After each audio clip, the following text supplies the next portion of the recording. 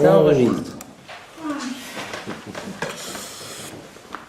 Alors on va commencer par de la halakha, comme d'habitude, sur les lois concernant les Choshen Mishpat, les lois juridiques entre les gens. Alors on va entamer aujourd'hui des lois concernant les trouvailles et les dépôts. Dîner Metsia au Picadon. Une loi concernant la trouvaille et le dépôt. Alors, qu'est-ce qu'on nous dit?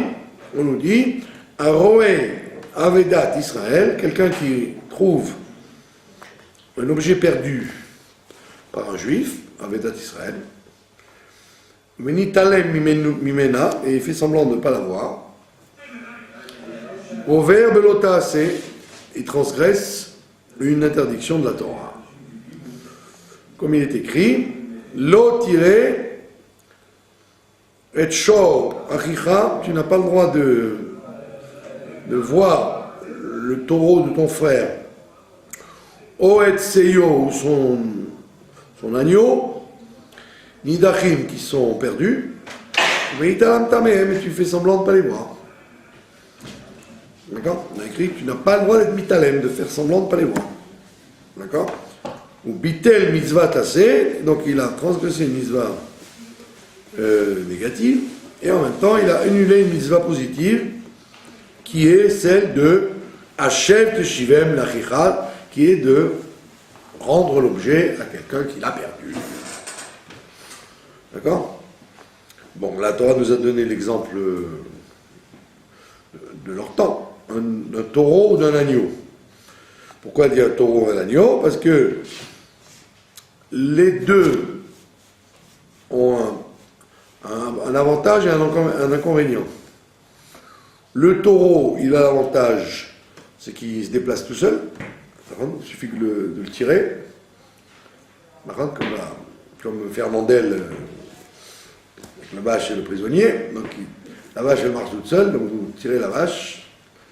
Alors que l'agneau, vous êtes obligé de le porter, le pauvre. Il ne peut pas marcher de longue distance, vous êtes obligé de le porter. Donc, on te dit, que ce soit facile à récupérer comme un taureau, ou lourd à porter comme un agneau, tu as la mitzvah de le mettre dans un endroit protégé pour que le propriétaire le récupère. Maintenant, d'un autre côté, le taureau, donc c'est facile à transporter, mais ça mange. Ça mange beaucoup plus qu'un agneau. Donc tu aurais dit, le taureau, je veux bien parce qu'il est facile à emmener. L'agneau, ça me dérange parce qu'il faut le porter. Mais d'un autre côté, le taureau, il mange beaucoup, et l'agneau, il est économique. Donc c'est pour ça qu'on t'a cité les deux, pour que tu vois que les deux, ils ont un avantage et un inconvénient, et malgré tout, tu n'as pas le droit de faire semblant de ne pas les voir. D'accord? Donc le cas classique aujourd'hui, c'est si vous voyez les voleurs de voitures, il y a beaucoup de voleurs de voitures dans le monde, et particulièrement en Israël. Il y a des spécialistes qui volent des camions, des voitures, ce que vous voulez. Et donc, vous, si vous repérez une voiture qui a été volée, donc ne dites pas, je m'en fiche, il a qu'à toucher l'assurance. Non, tu dois prévenir, si tu peux prévenir le monsieur, en récupérant le numéro de la plaque, parce que peut-être que ça va plus vite si c'est lui qui s'en occupe, que si c'est la police qui s'en occupe.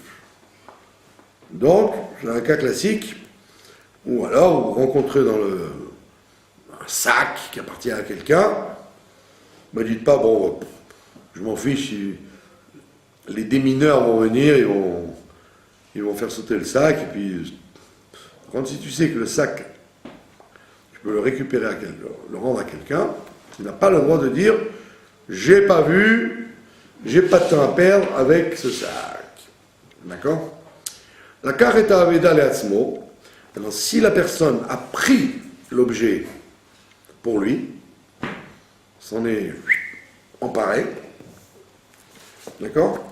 Eh bien, bitel mitzvah tassé, donc il a annulé la mitzvah tassé qui est de rendre, et en même temps, il a transgressé deux interdictions, l'interdiction de voler et l'interdiction de faire semblant de ne pas voir. D'accord? Bon, tout ça, c'est les bases. Maintenant, il faut voir le détail, comment ça marche. Alors,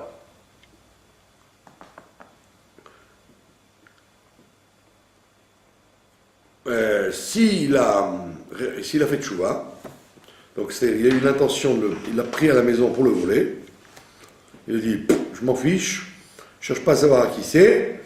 Il y a des gens qui font comme ça, ils jettent les papiers, ils prennent le truc. D'accord? Bon, Nagid, que vous avez fait ça, vous avez pris le sac avec l'intention de le garder pour vous, et puis vous êtes pris de remords, vous dites c'est honteux, vous ouvrez le sac et vous voyez qu'il y a une adresse, d'accord? Donc vous avez réparé, par votre teshuva, vous avez réparé, et donc vous n'avez plus d'avéra sur vous.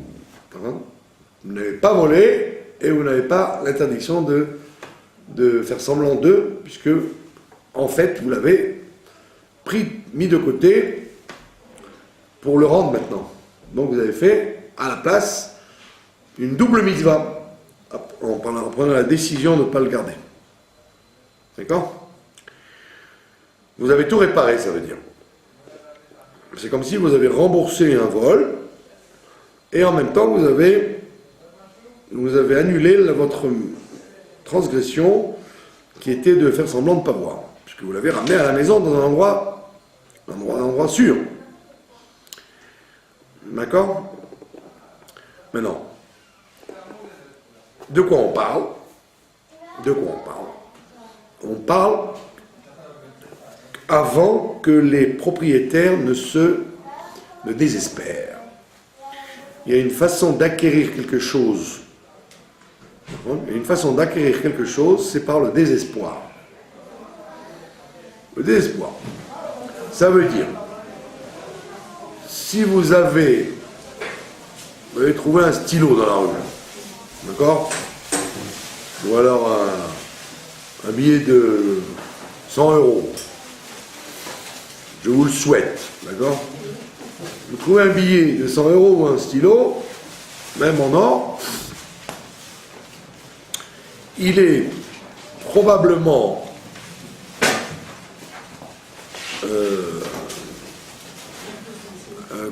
évident que la personne qui l'a perdu a désespéré de la retrouver, cette perte. Si quelqu'un il a perdu un beau stylo, même en or, un stylo suisse, ou un billet de 100 €, soit dans le chouk, soit dans la rue, dans un endroit où il y a beaucoup de passages, on estime que le temps que la personne s'en rende compte, elle a déjà désespéré de la retrouver, et donc par son désespoir, vous, quand vous prenez l'objet, vous l'avez acquis. Il est à vous.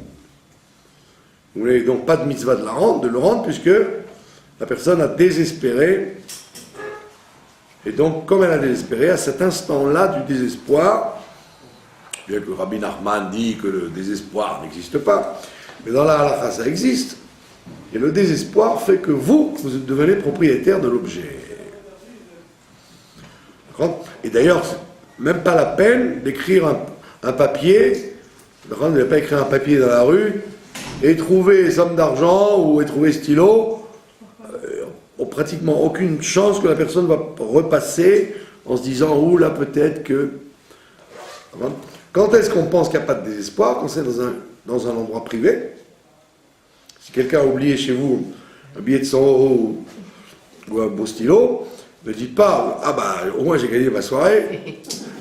Vous devez le garder de côté et attendre qu'on vous appelle pour vous dire « Dites-moi par hasard, vous n'avez pas trouvé un billet ?» Alors, vous lui dites « Combien ?» S'il vous dit 20 €, il dit ben non. Donc il ne faut pas dire la somme, bien évidemment. Et il ne faut pas dire quelle marque de stylo. Donc, si la personne se déclare, vous devez l'interroger et ne lui donner aucun signe. Aucun signe. Vous n'avez pas... J'ai oublié chez vous mon manteau. Je connais quelqu'un qui m'a fait ça un jour. J'ai oublié, c'est une soirée, là, il a oublié son manteau. D'accord? Enfin, il dit qu'il a oublié son manteau. Alors, effectivement, il y avait un manteau qui était oublié. J'ai dit, oui, il y a quelqu'un qui a oublié un habit. Mais c'était quoi? Eh bien, c'était un manteau de pluie. Ah, j'ai dit, non, c'était pas un manteau de pluie. Ah, vous êtes sûr? J'ai dit, non, je peux... Il dit, c'était quoi? Alors, j'ai dit, je ne peux pas vous dire, c'est vous qui devez dire ce que c'est quoi. C'est un manteau de valeur. J'ai dit, quelle couleur il était? Oh, noir. J'ai dit, non, il n'était pas noir. Alors, j'ai dit, écoutez, je comprends que vous l'ayez perdu, vous l'ayez oublié chez moi, mais la personne qui s'est trompée, elle a pris le vôtre, hein, donc il y a un échange. Si vous ne me dites pas ce que c'est, je ne peux pas vous le rendre. Parce que tout le monde peut dire, j'écoute une conversation, j'ai dit, j'étais chez Barcat, il y avait une soirée, j'ai oublié mon manteau là-bas, bon, un de ces jours, j'irai le récupérer. La personne, elle est malhonnête, elle le récupère avant. Ça peut arriver. Il y a des gens malhonnêtes dans le monde, ça arrive. Donc, il faut donner aucun renseignement. D'accord? Sauf évidemment si c'est votre cousine ou un ami intime, vous savez qu'il ne va pas voler. Mais si c'est quelqu'un que vous ne connaissez pas beaucoup, il faut ne donner aucun renseignement. C'est à lui de dire tous les renseignements. Donc, si c'est un endroit privé, une petite rue comme ici, une petite impasse ou un endroit privé, là, effectivement, la personne n'a pas désespéré. Elle se dit, avec un peu de chance, une bonne âme va me récupérer mon billet de 100 € ou mon stylo. Alors, dans ce cas-là, le désespoir n'ayant pas lieu, vous n'avez pas acquis l'objet. Donc, vous devez le garder chez vous jusqu'à ce que la personne se manifeste. Si vous trouvez un objet, vous le prenez dans une grande synagogue. Une grande synagogue, c'est comme un domaine public. Oui, mais... On renonce tout de suite. Un domaine public. Je l'ai pris avec moi en pensant mettre un petit papier. Et ce bracelet, il a été perdu. Je sais pas. Oui, parce qu'une synagogue, une yeshiva, une synagogue, ce sont des endroits publics. C'est comme si vous faisiez la queue dans un bureau ministériel. C'est évident que personne ne va récupérer un objet là-bas. Il y a tellement de passages qu'il a renoncé. Une synagogue, c'est pareil. Si quelqu'un il a perdu 20 shekels dans une synagogue, il ne peut pas prétendre à le récupérer, puisqu'il y a plein de passages. Et si ça se trouve, celui qui surveille l'endroit, il a récupéré en tant que tzedaka, ça y est, c'est fini. Vous ne pouvez pas. À moins qu'il soit gentil de vous faire une fleur. Mais si vous avez perdu dans une synagogue, ça n'appartient pas à personne. Et si je trouve un billet dans ma boutique, par exemple, alors je sais si vous trouvez un billet dans votre boutique, alors c'est un cas classique de la Mishnah, si le billet est du côté des clients, vous attendez quelques jours s'il revient, s'il est de votre côté, il est à vous. Disons, c'est mieux de mettre de la tzedaka de toute manière. Non, pas obligé de mettre de la tzedaka. C'est ou à vous ou à lui. Vous dites, s'il revient, j'attendrai qu'il me dise quel billet c'était. D'accord? Pas croire les gens sur parole, bien évidemment. Et s'il est de votre côté à vous, sur le comptoir ou sur votre côté à vous de la caisse, il est à vous. D'accord? Alors, moi j'ai vu quelqu'un qui a fait ça un jour, un malhonnête homme. À travers le carreau, il a vu le vendeur ramasser un billet de son côté à lui, qui avait fait tomber de la caisse. À travers le carreau, il est rentré, il a dit vous n'avez pas perdu de trouver un billet Alors la vendeuse a dit oui, j'ai trouvé un billet. Ah bah oui, c'est à moi. Ouais. Elle a vu à travers le carreau qu'elle avait tombé le billet. Donc c'est évident qu'il ne faut pas rentrer dans ces pièges idiots, quoi. Voilà. Donc on te dit, tout dépend de l'oubli, du renoncement, du désespoir, que la personne a dit, bon, c'est perdu, je ne le retrouverai jamais. D'accord? Et, dans ce cas-là, si c'est donc un endroit où on ne renonce pas, un endroit privé ou un endroit où il n'y a pas de passage tellement, alors là, vous devez faire la mitzvah, d'écrire un petit écriteau, perdu objet, sans dire ce que c'est, à tel jour, s'il vous plaît, téléphonez à tel numéro. Évidemment, en ne disant pas ce que c'est. D'accord? Vous pouvez dire ce que c'est, mais pas préciser, quoi. Perdu une montre, alors la personne, vous dites quelle montre c'est. C'est à elle de vous dire ce que c'est comme montre. D'accord? Si elle vous dit c'est une montre avec des piles dedans, vous direz, bon, c'est pas suffisant. D'accord? Voilà. Maintenant, quel est le problème? C'est que le problème, il est que quand vous récupérez l'objet pour le rendre, comme nous savons qu'une mitzvah ne reste jamais impunie, vous êtes considéré à ce moment-là comme un gardien gratuit. Vous êtes gardien gratuit. Ça veut dire, si vous avez récupéré un téléphone, ou une montre, ou un stylo, ou un livre, ou n'importe quoi, vous n'avez pas le droit de vous en servir, parce que vous êtes gardien gratuit. C'est-à-dire, si vous avez dit, bah tiens, il est beau ce stylo, en attendant qu'il vienne récupérer son stylo, je vais m'en servir. Et puis, vous le cassez, vous devez payer le stylo. Parce que vous étiez gardien gratuit. Donc vous n'avez pas le droit d'utiliser l'objet, sauf pour le protéger. Du froid, du chaud, du vol, de l'usure. Un livre, par exemple. Si vous avez un livre, vous avez le droit de l'ouvrir pour qu'il ne prenne pas les mites, qu'il ne prenne pas la poussière. Vous avez le droit de l'ouvrir, de l'utiliser. Mais pas le mettre sur la table quand vous mangez un sandwich tunisien avec de l'huile. D'accord? Sinon, vous payez le livre parce que vous avez sali. Donc, vous êtes gardien gratuit, c'est-à-dire que vous devez le mettre dans un endroit où, effectivement, les enfants ne vont pas le toucher, on ne risque pas de le faire tomber, etc., etc., etc. Donc, vous rentrez dans une définition de gardien gratuit, et à ce moment-là, vous êtes responsable s'il lui arrive des problèmes à cet objet.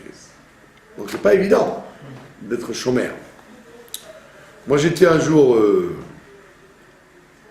tellement de gens qui sont passés chez moi... quelqu'un m'a laissé une valise, un niçois. Il me dit, voilà, je vous laisse une valise, je viendrai la récupérer bientôt. Le temps a passé, il n'est jamais venu récupérer sa valise. Donc quand on a fait le nettoyage du... Non, je ne sais pas si c'est de Pessard ou pas de Pessard, le nettoyage du grenier, on a retrouvé cette valise. Et dedans, il y avait tous les habits qui étaient dedans étaient pourris par la moisissure. Il y avait des bijoux qui étaient rouillés. Enfin, tout était dans un état lamentable. D'accord? Est-ce que j'aurais dû payer s'il était venu récupérer son objet? Alors, effectivement, j'aurais dû payer s'il était venu tout de suite.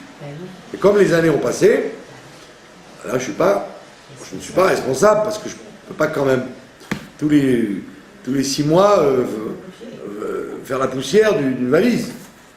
D'accord? Mais s'il était venu après l'hiver, par exemple, et effectivement, ça aurait été pourri par la moisissure, là, j'aurais été responsable, puisque j'ai accepté de lui garder sa valise.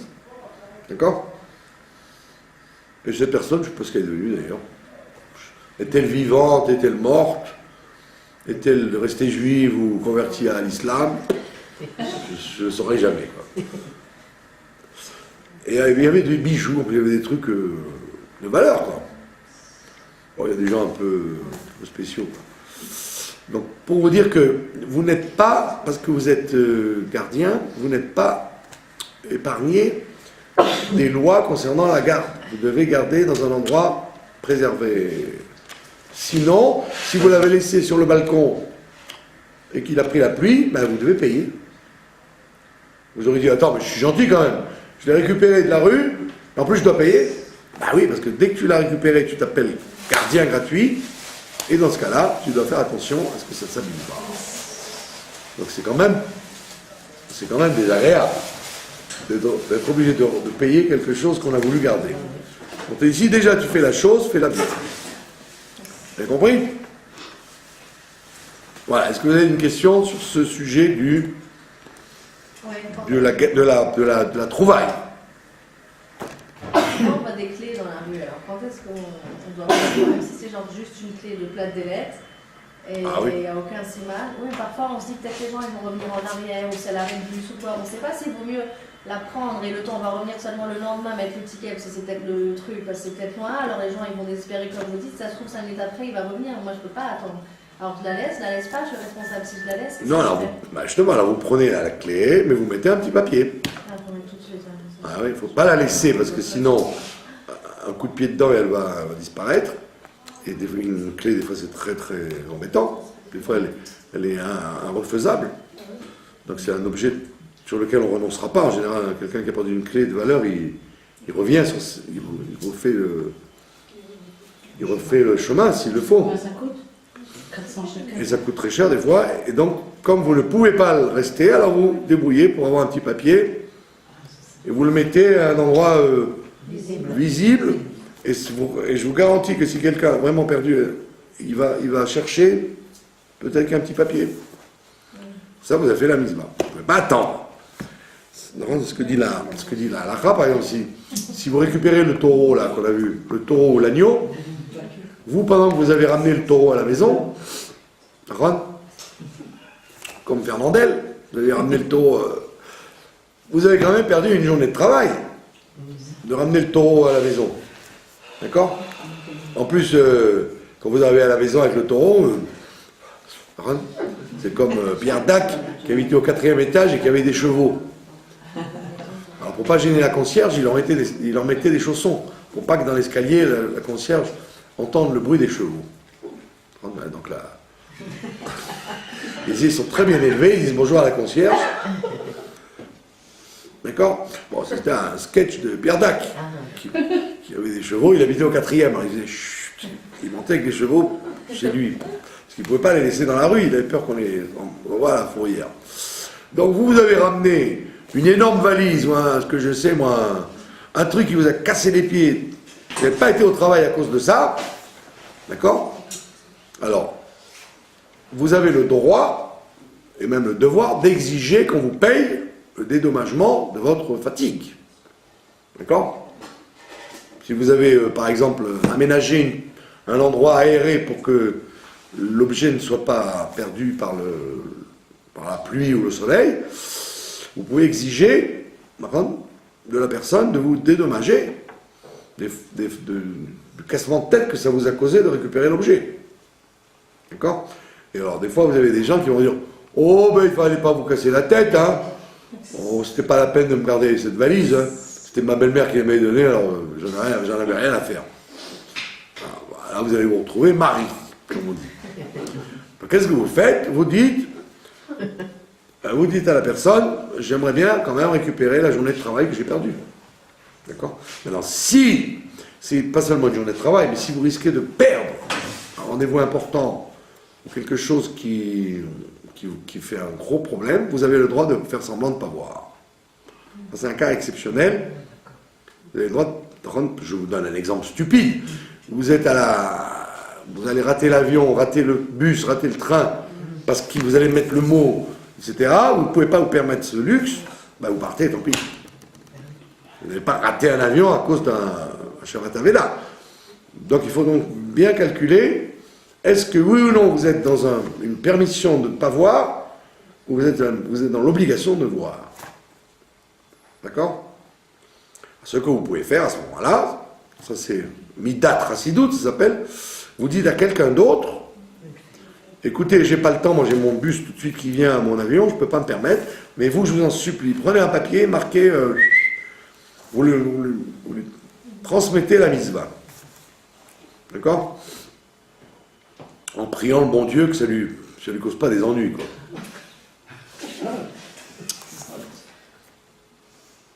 Pas de questions? Voilà, donc le petit papier, aujourd'hui, bon, Hachem, il y a du papier, il y a des stylos, donc on peut écrire dans une langue, et avec un téléphone pour dire que l'objet se trouve dans tel endroit. Et si les gens ils viennent pas, par exemple, une fois j'ai trouvé une bague, une alliance. Et Où vous l'aviez trouvée? au bas de chez moi. En bas de chez vous, il n'y a aucun problème. Ils ont renoncé. Ça s'appelle la rue. Non, ça s'appelle la rue. Ah ouais. Ouais. Même dans une salle de mariage. Moi, j'ai trouvé une fois sur l'évier d'un. Les femmes, elles se lavent les mains, vous voyez, et elles oublient les bagues, très souvent. Alors, j'ai pas fait attention, j'étais me laver les mains du côté des femmes, et je vois des bagues. Alors, je les ai enlevées, parce que je me suis dit peut-être que les serveurs vont s'en emparer. Ouais. Je les ai enlevées, et ben jusqu'à maintenant, personne n'est venu les récupérer. Voilà. Pourquoi? Parce que la personne, elle est partie, et elle s'est dit, bon, c'est même pas la peine de... Dans une salle de mariage, avec tout le passage qu'il y a, c'est même pas la peine de vérifier. Oh là là. Et donc, Et là, qu'est-ce qu'il faut en faire? bah, vous les offrez à votre voisine. Il n'y a pas un délai d'un an, j'ai entendu une fois, regarder un an quand même après. Ouais, dans la loi internationale, c'est un an et un jour. Ah, c'est bon. Là, aujourd'hui, d'après la Torah, ça dépend pas du temps, ça dépend de la fréquence. La fréquence, si vous êtes dans un endroit où il y a beaucoup de passages, Ah oui. alors c'est quelques jours. On ne va pas exiger de vous de garder l'objet un an. D'accord? Parce qu'après quelques jours, c'est évident que la personne elle renonce. D'accord? Donc par acquis de conscience, vous pouvez le garder de côté, puis un jour, vous dites, bon, ben voilà, je la garde. Magui Ali. Voilà, pas de questions? Pas de questions.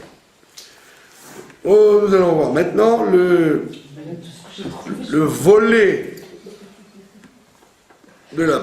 lié avec la paracha de la semaine, qui est la paracha de Vaïgash. D'accord? Dans la paracha de Vaïgash, on nous raconte donc les retrouvailles de la famille patriarcale de Yaakov Avinu et donc Yosef qui s'est déclaré comme étant le frère à toute la famille, il embrasse ses frères et il embrasse Binyamin. D'accord? Et alors la Torah nous raconte qu'il est tombé sur le cou de son frère Binyamin. Paul al-Tzavré Binyamin arrive, il est tombé sur le cou de son frère. Vous voyez, comme les gens qui s'embrassent, alors ils s'embrassent de chaque côté de la tête, comme ça. Vaïev qui s'est mis à pleurer. Ou Binyamin Bacha, et Binyamin, il a pleuré sur son cou à lui. D'accord? Alors évidemment, Rashi intervient. Mais au lieu de faire la fête, au lieu de dire les Chaïm, ils sont contents de se retrouver, ils pleurent. Qu'est-ce que c'est que cette drôle de rencontre? Après 22 ans, ils sont contents de se retrouver, pourquoi ils pleurent? Ils devraient au contraire chanter, danser. Alors évidemment, le Midrash vous raconte, et Rashi le cite, il vous dit, il pleure parce que lui, Yosef, il a pleuré sur les deux Beth Amikdash qui étaient sur le territoire de Binyamin et qui ont été détruits. Et lui, Binyamin, il a pleuré sur le Mishkan de Shiloh, d'accord, le sanctuaire de Shiloh, qui a quand même duré 400 ans. Il a duré autant que le temple. Pas comme les gens croient à Shiloh, c'est quelques semaines, non, c'est 400 ans comme le temple. Quand ils sont rentrés en Eretz Israël, jusqu'à la construction du premier Beth Amikdash par Shlomo HaMelech, il s'est passé plus de 400 ans. Et donc Shiloh a duré 400 ans. Autant que le premier Beth Amikdash. Et donc on raconte que Yosef a pleuré sur les deux temples qui étaient sur le territoire de Binyamin.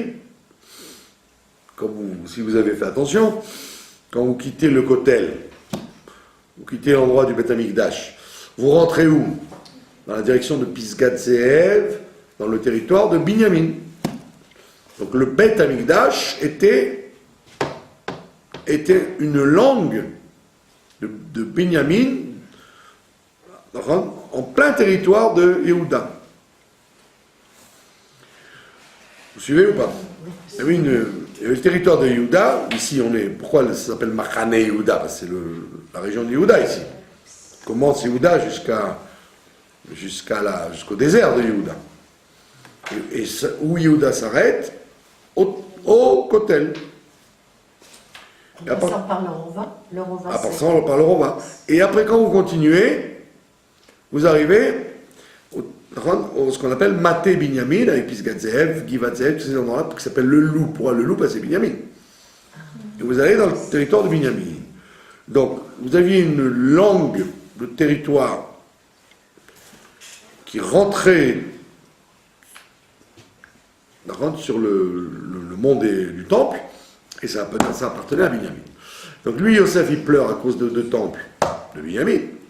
Et lui, Binyamin, il pleure sur le coup de Yosef, parce qu'il y avait le Mishkan de Shiloh. Shiloh, ça appartenait c'est un territoire de Yosef. C'est la région d'Éphraïm. Et donc, il a pleuré à cause de ça. Alors on dit, très bien. Et ça veut dire que nos ancêtres, ils n'avaient pas des sentiments, on n'avait pas crête, quoi. Vous voyez que tout ce qu'ils font, c'est toujours avec une dimension spirituelle, qui semble d'ailleurs un peu on enlève toute sensibilité, quoi. Ils s'embrassent pas parce que c'est des frères, ils s'embrassent parce que l'un ils pensent au temple, l'autre ils pensent au Mishkan. C'est un peu comme il y a des gens qui quand ils vous voient, ils pensent à votre argent, ils pensent à rien d'autre que votre argent. Il y a des gens, ils pensent que simplement, sentimentalement, ah mon frère. Et l'autre, et là il dit non, il pense pas à son frère, rien du tout, il pense au sanctuaire de chacun. Bon, toujours est-il qu'ils étaient comme ça, ils vivaient dans une dimension dans la hauteur, quoi. Pas au niveau primaire des relations humaines. On est loin de ça, nous, évidemment. De toute façon, même la halakha pense à ça, parce qu'elle dit, si quelqu'un perd son père, il doit faire 2 brachot. Il doit faire Baor Dayan Haemet, béni soit le juge, puisque son père est mort, et il doit faire Baor Atov et Ametiv, il doit remercier Dieu à cause de l'héritage. Eh oui, parce qu'au moment où il meurt, par ici le Grisby, par ici la cagnotte. Donc la Torah elle-même, elle vous dit, pas si folle la guêpe. D'un côté, il pense, il a perdu son père, mais avec l'autre œil, il dit, tiens, un petit château D'accord. Donc la Torah elle-même, elle comprend que les gens, ils ont la tête dans beaucoup de choses, quoi.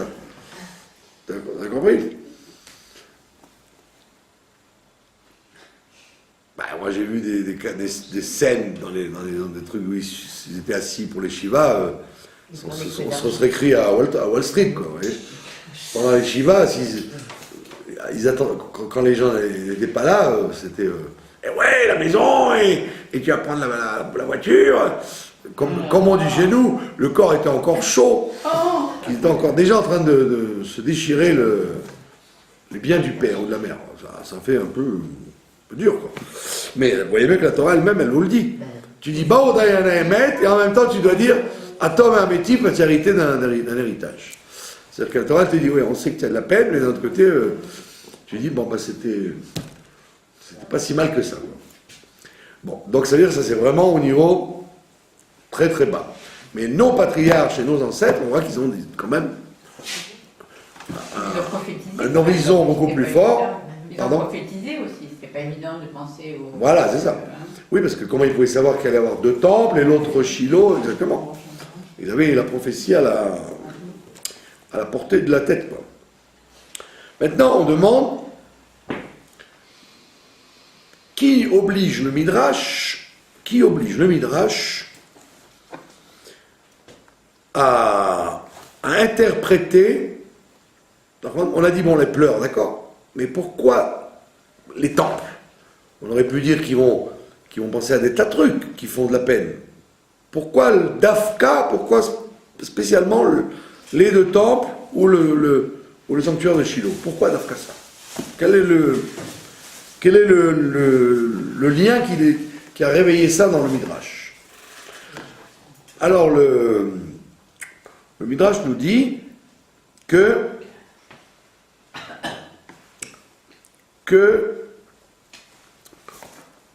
et le Rabbi explique ça très, très intelligemment, il dit que le coup, le Midrash nous dit le coup, c'est une référence au coup du taureau.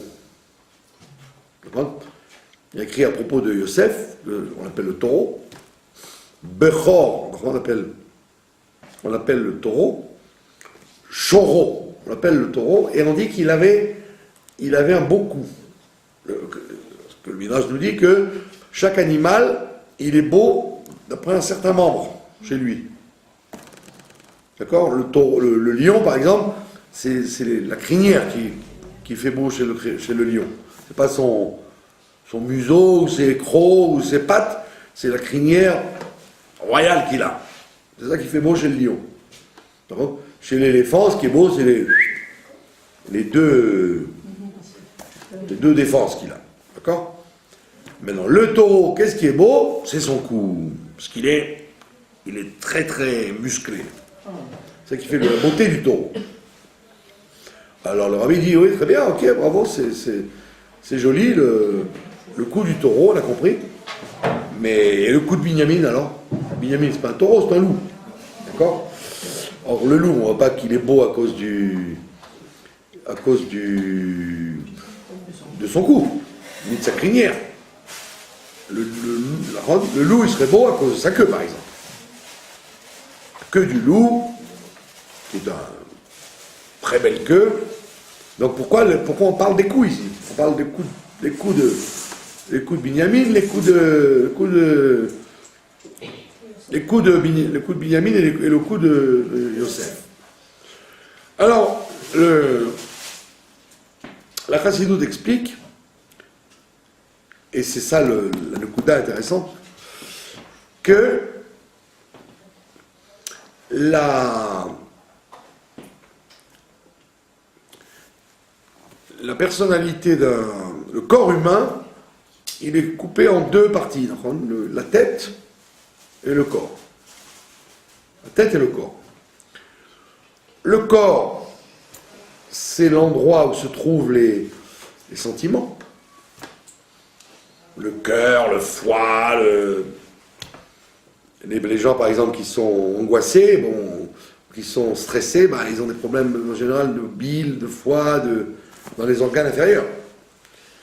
Il y a des gens qui sont pas angoissés chroniques, mais terrifiés, c'est en haut, poumon et cœur.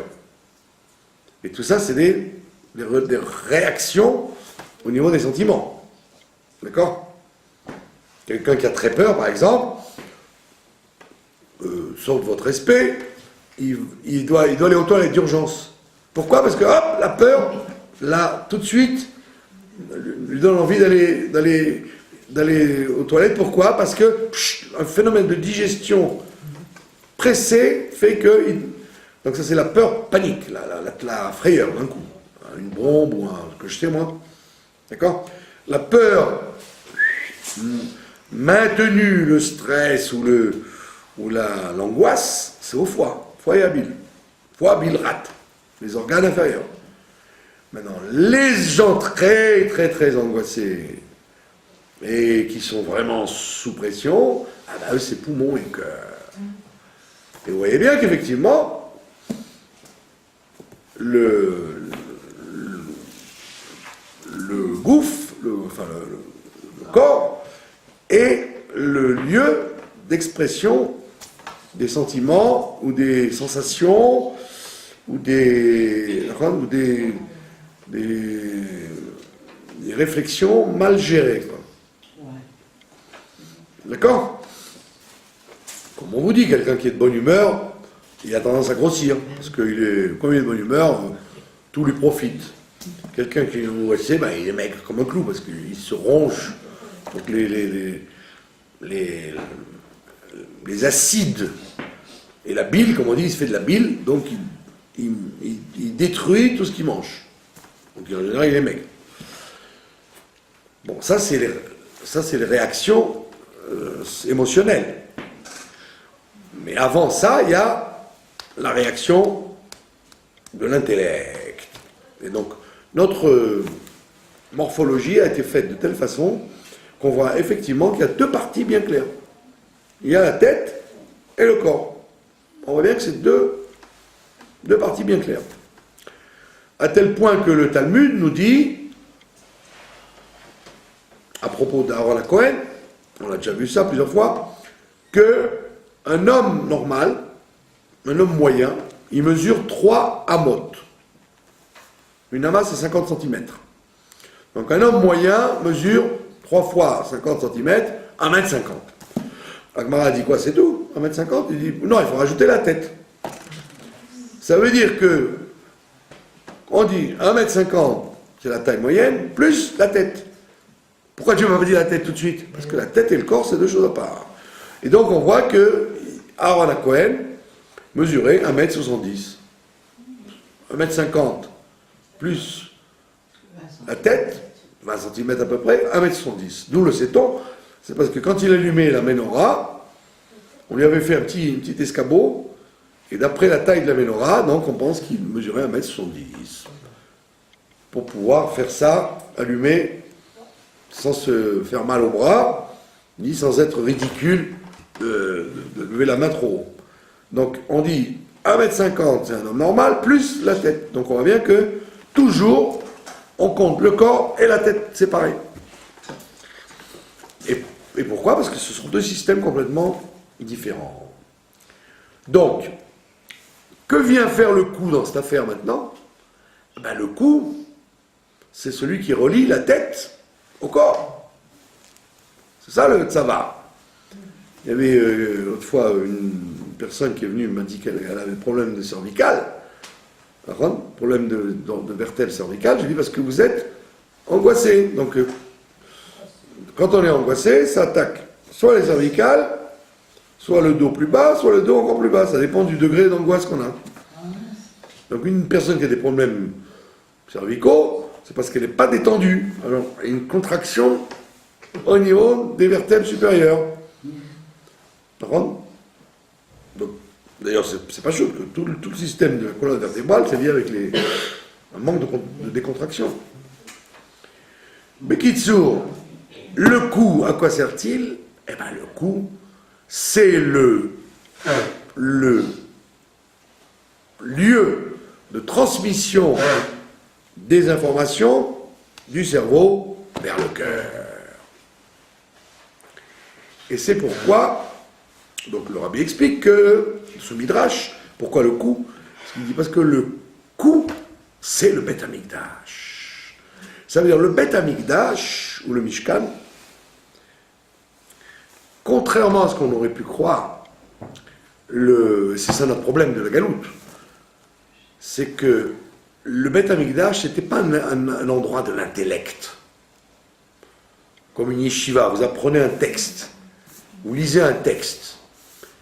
Alors, soit vous vous intéressez au texte, soit ça ne vous intéresse pas, soit vous le ressentez, soit vous ne le ressentez pas. Et comme on voit aujourd'hui, le monde dans lequel on vit aujourd'hui s'intéresse très peu à l'intellect. Les gens sont surtout liés avec le cœur, ils veulent ressentir des choses. Donc le Beth Amikdash, c'était pas une yeshiva, c'était pas un cours de Torah que tu venais prendre au Beth Amikdash. Non, c'était le dévoilement de Dieu qui passait de l'intellect au ressenti, au vécu. Et donc c'était ce qu'on appelle le coup. Voilà pourquoi on appelle le Beth Amikdash le coup. Il faisait ce travail de te faire ressentir les choses au lieu simplement de les comprendre. quand vous comprenez, vous pouvez très bien comprendre du fait que vous ne ressentez rien, soit parce que vous avez une paresse, ou parce que vous avez un bouchon qui vous bouche le cœur. La chose, elle peut rester magnifique dans le livre, vous faites très beau. Mais ça ne vous a rien changé, parce que vous ne ressentez rien. D'accord? Or, le Beth Amikdash, c'était ça, c'était le réservoir, c'était l'endroit où on allait pour apprendre, pas seulement apprendre, où on ressentait tout ce qui se passait dans le monde. Et c'est ce qui se passe quand on va chez le rabbi. C'est le but de la manœuvre, comme disait comme on dit à Marseille, c'est le but de la manœuvre. Mais le problème, c'est que tant qu'il n'y a pas de vrai Beth Amikdash, on est bien compte qu'on est des morts, quoi. On peut faire semblant de ressentir, même si on comprend très bien. On peut très bien comprendre, mais on ne ressent pas. On ne ressent pas. On ne ressent pas quoi? L'enseignement qui est dans ce qu'on lit. Donc on n'a pas de coup. Voilà, il n'y a pas le coup pour faire descendre le connu du ressenti. Et c'est pour ça qu'ils ont pleuré. C'est pour ça qu'ils ont pleuré. Parce que quand il y a Beth Amikdash ou Mishkan, alors le peuple juif peut être vivant, puisqu'il va ressentir la vérité la vérité. Il va la vivre, il va la kiffer, comme disent les jeunes. Mais quand il n'y a pas de Beth Amikdash, tout est livré à l'imagination. Tu réfléchis, tu comprends, mais pour ressentir, tu es obligé d'imaginer. Et c'est pour ça qu'ils ont pleuré. Ils n'ont pas pleuré parce que pour la destruction des pierres du Beth Amikdash ou parce qu'on a enterré le Mishkan de Shiloh. Ils ont pleuré parce que s'il n'y a plus de Mishkan, il n'y a plus de temple, il n'y a plus de vie. Il n'y a plus de vie. On est déconnecté. Et donc, c'est pour ça qu'il faut aller de temps en temps à C27. Ouais, ça dépend si vous ressentez quelque chose. Moi, je n'ai rien ressenti en C27. Vous n'avez jamais rien, non? Non. Non seulement j'ai rien ressenti, mais ça m'a plutôt fait monter les nerfs. Bon, l'homme est chané. Mais Kitsu. Vous êtes un intellectuel. Non, je ne sais pas ce que je suis, mais je me refuse à penser que Beth Amikdash, ce sera le C20, parce que... Non, chez les Babel. Ouais, d'accord, c'est l'air. On voudrait penser que... Et nous avons un problème dans notre génération, parce que à l'époque, le peuple juif, il était bien avec les livres. Les livres lui faisaient vivre les choses, il imaginait. Et aujourd'hui, vous avez des mécanismes, l'iPhone et l'Internet et le cinéma et la télévision, etc., qui vous font ressentir des trucs et qui ont remplacé depuis très longtemps le principe du livre. Et c'est très embêtant. Parce que ça a volé la sensibilité des individus. Ça vole la sensibilité des individus. Parce qu'on vous montre des images, donc automatiquement, vous êtes beaucoup plus réveillé, interpellé pour ressentir les choses, et c'est pas ce qu'on veut que vous ressentiez. On va vous faire ressentir de la violence, de la vulgarité, ce que je sais moi, du fou, du rêve. Comme tous ces gens-là ce gars qui a tué là, dans l'école. Là. Pour quelle raison les gens ils réagissent comme ça? Parce qu'ils sont mangés par tous les films et toute la propagande que le cinéma, l'Internet donne aux gens, avant de régler les problèmes à coups de fusil, coups de revolver, etc. Donc effectivement, déjà ce qu'on voit et ce qu'on entend c'est pas la prophétie, ça n'a rien à voir avec la prophétie, ça n'a rien à voir avec ce que le Beth Amikdash devait donner. Mais nous, on n'a même pas ça, on a le livre. Vous avez compris? Donc c'est très délicat, très difficile de pas pleurer. C'est pour ça qu'il pleurait, parce qu'il disait, tant qu'il y a le Beth Amikdash, eh ben, au moins les gens ils viendront se ressourcer là-bas. 3 fois par an, ils allaient au moins 3 fois par an, ils se ressourçaient. Mais puisqu'on a vu qu'ils vont être détruits, donc ça va être, ça donne à pleurer, ça fait pleurer. Et donc ça veut dire qu'on doit, nous on doit s'efforcer, sans arrêt, c'est ce que la Torah vous répète, tu dois étudier et ressentir, donc utiliser ton cou pour faire passer de la tête au cœur, mais c'est vrai que tout le monde n'y arrive pas. Tout le monde n'y arrive pas. Tu peux être imprégné de la théorie par les livres, par ce qui est écrit, mais tu n'es pas imprégné au niveau du sentiment. Et comment on peut définir alors, dans ce cas-là l'espoir? C'est dans la reconstruction du Beth Amikdash. C'est pour ça qu'on a besoin du Beth Amikdash. À Tisha B'Av, ils font des émissions là, dans les radios, les télévisions pour expliquer ce que c'est. Alors qu'est-ce que les gens y croient? Ils croient que Beth Amikdash c'était un endroit où on tuait des bêtes, quoi. Ils croient que c'était une boucherie, quoi. Ouais, c'est ça. Donc les gens de Tel Aviv, les gens qui ne sont pas religieux, ils disent, mais qu'est-ce qu'on a à faire encore d'une boucherie en plus? Surtout aujourd'hui, c'est mal vu en plus, faire souffrir des bêtes, etc.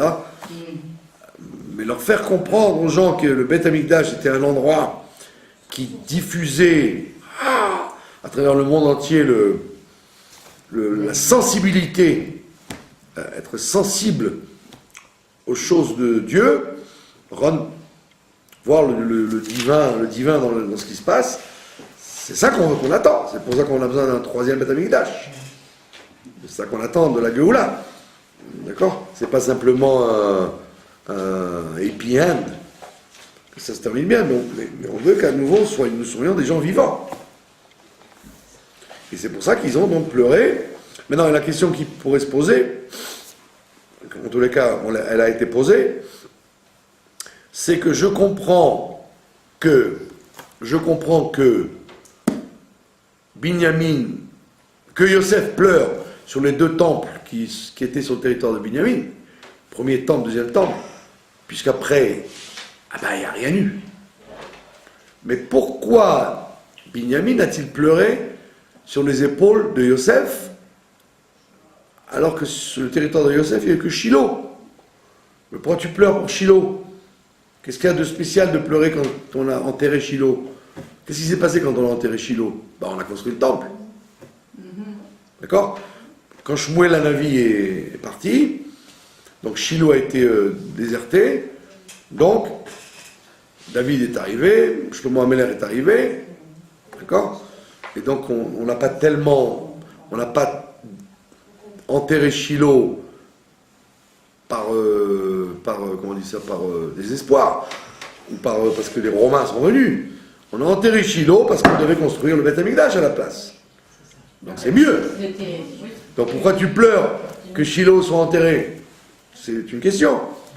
Que tu me dises que lui, Yosef, pleure pour Binyamin, je comprends. Premier temple, Galout, 2e temple, Galout, donc qu'on déguste encore maintenant, après 2000 ans. Là, je comprends que tu pleures. Mais qu'est-ce que tu as... Pourquoi tu pleures de la disparition de Shiloh, alors que Shiloh disparaît parce que pour faire mieux? C'était un truc en mou, en attente. Tu fais du dur, tu fais du solide, tu fais de ce qui est censé être permanent. Pourquoi il pleure? D'accord? La réponse est que même un jour, sans présence visible de Dieu, ça c'est un deuil. Le peu de temps historique qu'on a dû attendre entre la destruction de Shiloh et la construction du Beth Amikdash Rishon de Shlomo Amelech, ça mérite de pleurer. Ça veut dire, c'est comme si tu retirais l'appareil de quelqu'un qui est en train d'être sous respiration ou sous électrocardiogramme, tu lui enlèves l'appareil parce qu'il y a une grève d'électricité ou ce que je sais, Tu dis, bon, c'est pas grave, quelques jours, il va quand même vivre. Mais comment tu peux supporter de vivre sans Beth Amikdash? C'est ça les pleurs de Yosef, les pleurs de Binyamin. Comment peut-on supporter un jour sans ressentir la présence de Dieu dans le monde? Et donc on comprend qu'effectivement, nous sommes des, comme dit le Admor Zaken, une génération d'orphelins. On est un Doriatom. Comment on peut vivre sans Beth Amikdash? C'est pas simplement de la nourriture qu'on n'a pas. C'est le sens de la vie, c'est l'oxygène, c'est le tout. Il nous manque le tout. Et voilà pourquoi ils ont pleuré tous les deux. D'accord? Et aujourd'hui, Maintenant, pour finir en beauté, comme on dit, et maintenant après, qu'est-ce qui se passe? Yaakov, lui, il rencontre son fils. Alors son fils l'embrasse, et qu'est-ce qu'il fait Yaakov? Il fait Kriyat Shema. D'accord? C'est tout ce qu'il doit faire. Il n'a pas vu son fils 22 ans, il fait Kriyat Shema au lieu de lui dire mon fils, l'embrasser, ce que je sais, moi, d'être content de voir son fils, il fait Kriyat Shema. D'accord? C'est bizarre. Encore une fois, ils sont bizarres, ces patriarches, là, ces personnages. Alors justement, parce que lui, Yaakov, il était au-dessus. Il était au-dessus de Yosef, de Binyamin, etc. Lui, Yaakov, il te dit, sache une chose, et ça c'est difficile à encaisser, mais c'est vrai. Kriyat Shema, ça veut dire Dieu est un. Que ce soit bien, pas bien, agréable, désagréable, pénible, pénible ou pas pénible, attends qu'on finisse pour apparaître. Et Yaakov, il est au-dessus des fils, et lui te dit, c'est vrai que c'est dramatique, il n'y a pas de Beth Amikdash. C'est vrai qu'on a vécu des moments terribles, on a cru que c'était mort, tout ça, tout ce qui se passe dans l'histoire, il faut toujours s'élever au-dessus en disant Dieu est un.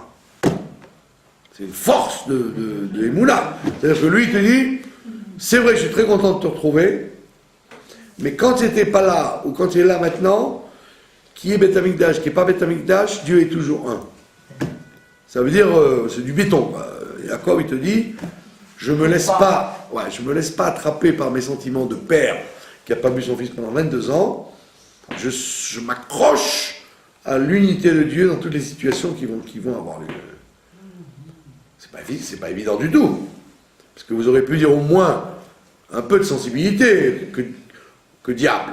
Par contre, un peu de sensibilité. Tu rencontres ton fils, embrasse-le et fais-lui la fête. Qu'est-ce que tu fais Kriyat Shema? Il voulait dire par là, c'est vrai, il y a des hauts et des bas dans la vie, mais tout ce qui se passe, il faut l'élever à un très haut niveau de l'unité de Dieu. Donc c'est le niveau de Yaakov Avinu. et le nôtre aussi. C'est le niveau qu'on est censé avoir, Voilà, mais c'est pas évident. Ça se fait. C'est pas évident de dire dans toutes les situations, ah Dieu, Shema Israël, Hashem Elokeinu, Hashem Echad. Tu es prêt à le dire quand tout va bien, Ben oui, ou quand il y a des petits ennuis. ben oui, Mais des fois, tu te dis, mais qu'est-ce qu'il fait le bon Dieu? ben oui. Mais quelque part, il nous donne à croire aussi pour le troisième Beth Amikdash. Qui? Yaakov Avinu. Vadaï. Oui, parce que lui, Oui. d'ailleurs, le Les troisième deux Beth Amikdash, fleurs, c'est lui. Le premier, c'est Abraham, le deuxième, c'est Yitzhak, et le troisième, c'est lui. Donc il te dit, accroche-toi, accroche-toi, c'est ce qu'on attend. Parce que les deux Mikdashot et le Mishkan ont été détruits.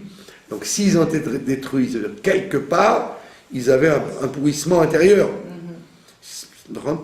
Il est écrit d'ailleurs à propos des Hashmonaïm, que les Hashmonaïm croyaient, quand ils ont inauguré le temple, quand ils ont débarrassé les Grecs, ils ont cru que le deuxième temple, c'était le dernier. Ils ne pensaient pas que c'était une étape et qu'on allait encore traverser la galoute de Rome et le troisième. Non, ils pensaient que le deuxième, c'est le dernier. Il ne peut pas y avoir plus que deux. D'accord, mais si ils ont été détruits, le Mishkan de Shiloh, le premier temple, le deuxième temple, etc., c'est qu'il y avait en eux quelque chose qui n'était pas infini. S'il y avait quelque chose d'infini, ça aurait été indestructible. Et lui, Yaakov, lui, il dit mon Beth Amikdash à moi, le Shlishi, lui, effectivement, lui, il est Shema Israël, il est éternel. Donc il nous amène en même temps l'espoir, mais comme on dit chez nous, il faut s'accrocher avant que cet espoir ne soit concrétisé. Et donc, Bezrat Hashem, comme le Rabbi nous l'a promis, quand on s'engage, on livre la marchandise, et donc immédiatement nous allons recevoir le troisième Beth Amikdash qui va nous permettre de contempler la grandeur de Dieu. Je vous remercie de votre attention. Vous avez,